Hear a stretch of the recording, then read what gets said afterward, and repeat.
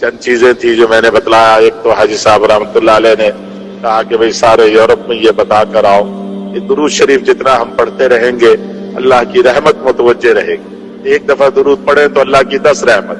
ایک چھوٹا سا درود شریف ہے, صلی اللہ علی سیدنا محمد وآلہ وسلم, صلی اللہ علی سیدنا محمد وآلہ وسلم. اگر دن میں کوئی 500 دفعہ پڑھ لے تو دنیا اور آخرت میں کسی کا محتاج نہیں ہوگا 24 گھنٹے میں. یہ ضروری نہیں ہے کہ ایک مجلس میں پڑھ. 5 نمازیں ہیں, ہر نماز کے لیے آتے آتے 50 دفعہ پڑھے, نماز کے سے جاتے جاتے 50 دفعہ پڑھ, 100 دفعہ ہو جائے. صلی اللہ علی سیدنا محمد وآلہ وسلم. علی ایک دفعہ شروع میں, 2 دفعہ نہیں ہے. صلی اللہ علی سیدنا محمد وآلہ وسلم 500 دفعہ پڑھے, نہ دنیا میں کسی کا محتاج نہ آخرت میں کسی کا محتاج. اور وہ جو جوان تھا جس کو حاجی صاحب نے دعا بتلائی تھی وہ تھی لا تدرک الابصار وہو یدرک الابصار وہو اللطیف الخبیر. کہا تھا یہ آیت ہے قرآن کی کہ یہ آیت پڑھتے ہوئے چلتا جا, ہر جگہ تیرے لیے راستہ کھلتے چلے جائے. لا تدرک الابصار وہو یدرک الابصار وہو اللطیف الخبیر. حافظوں سے پوچھ لو بھائی, لا تدرک الابصار وہو یدرک الابصار وہو اللطیف الخبیر. اپنے مسجد کے امام صاحب ہیں ان سے لکھوا لینا, پڑھتے رہو, وہ بارڈر کراس کرتے جاؤ, اس میں تعداد نہیں ہے.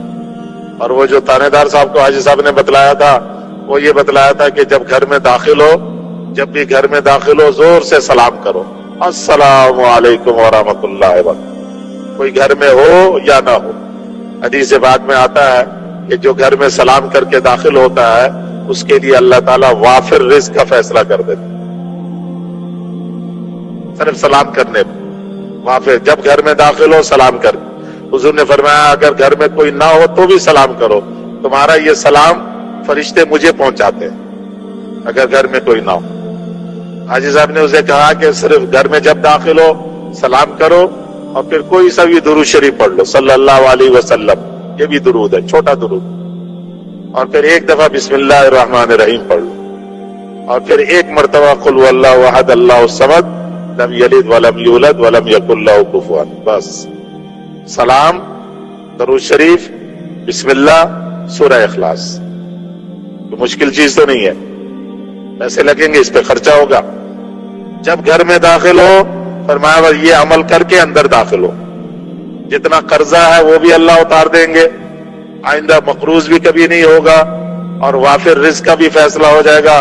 نہ کسی کے پاس جانے کی ضرورت, نہ مانگنے کی ضرورت.